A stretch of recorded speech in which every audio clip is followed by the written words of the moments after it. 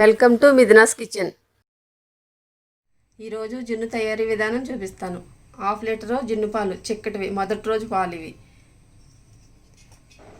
దాంతో 3 అంతులు పాలు, అంటే అది ఒకటి తీసుకున్నా ఇందులో దాంతోనే 3 పోసుకోవాలి పాలు. ఇందులో బెల్లం 1/2 కిలో తీసుకున్నాను. దానికి మళ్ళీ ఇంకా కొంచెం పంచదార కూడా వేసుకోవచ్చు. మనం తీపి ఎంత కావాలంటే అంత వేసుకోవచ్చు. మిరియాల పౌడర్ ఇది.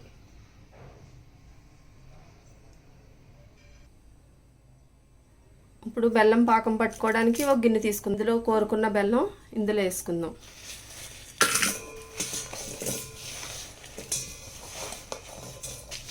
పాకం పట్టి చేసుకుంటే చాలా బాగుంటుంది జున్ను. పంచదార కొంచెం, తీపి సరిపోకపోతే చూసుకుని మళ్ళీ తర్వాత కలుపుకోవచ్చు. ఇందులో వాటర్ ఒక 1/2 గ్లాస్ వేస్తే సరిపోతుంది. ఇది పంచదార బెల్లం మొత్తం మునిగే వరకు ఇలా 150 ml వాటర్ పోసుకుంటే సరిపోతుంది. స్టవ్ అంటించుకుని ఇలా స్టవ్ మీద గిన్నె పెట్టుకుని బెల్లం మొత్తం కరిగే వరకు, పాకం వచ్చే వరకు ఉడికించుకోవాలి. ఇలా గరిటెతో కలుపుతూ ఉండాలి.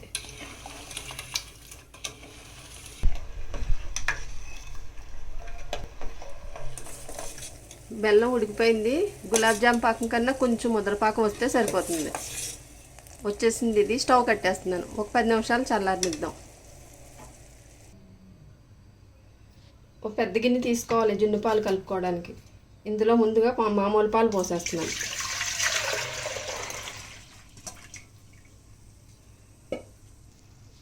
జున్ను పాలు కూడా పోస్తున్నాను. ఇప్పుడు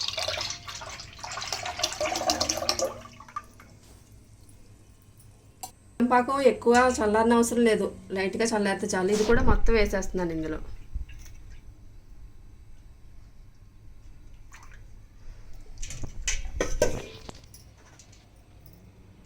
మిరియాల పొడి వేసి మొత్తం ఒకసారి ఇలా బాగా కలుపుకోవాలి. తీపి సరిపోతుందో లేదో ఒకసారి చూసుకోవాలి. సరిపోకపోతే కొంచెం వేసుకోవచ్చు. బెల్లం పాకం మొత్తం కలిసే వరకు కలుపుకుంటూ ఉండాలి. ఇలా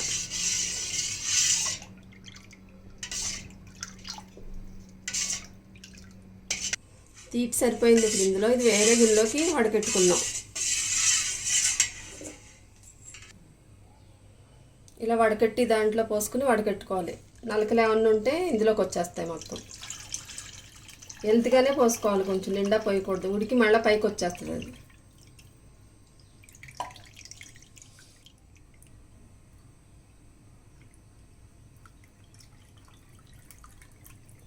ఇలా ఇంతవరకు పోసుకుంటే సరిపోతుంది. మరి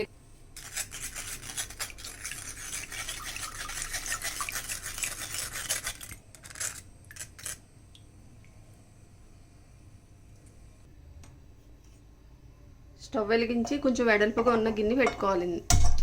సిమ్లో పెట్టుకుందాం. ఒకసారి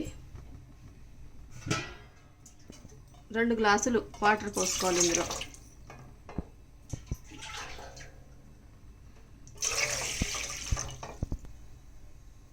1/2 లీటర్ పోసాను వాటర్. అందులోనే 2 గ్లాసులు కలిపితే 1/2 లీటర్ అయినాయి. స్టవ్ మీడియంలో పెట్టుకోండి. జిన్ను పాలు పోసిన బాక్స్ ఇందులో పెట్టుకుందాం.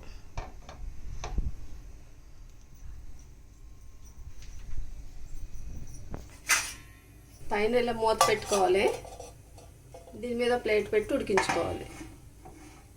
ఉడికిందో లేదో మధ్యలో చూసుకుంటూ ఉండొచ్చు. ఇంచుమించు 10 నుంచి 15 నిమిషాలు పట్టొచ్చు. అది మధ్యలో ఉడికి లేదో ఒకసారి చూసుకుందాం. ఇప్పుడు ఇది ఉడికిందో లేదో చూద్దాం. ఒక స్పూన్ అన్నా చాకన్నా పెట్టి చూసుకోవచ్చు. ఇలా గుచ్చితే ఇందులో పాలు అది ఏమీ లేదు, మొత్తం వాటరే వచ్చింది. ఇప్పుడు స్టవ్ ఆఫ్ చేసి పక్కన పెట్టుకుని చల్లారాక ఫ్రిడ్జ్లో పెట్టుకోవాలి.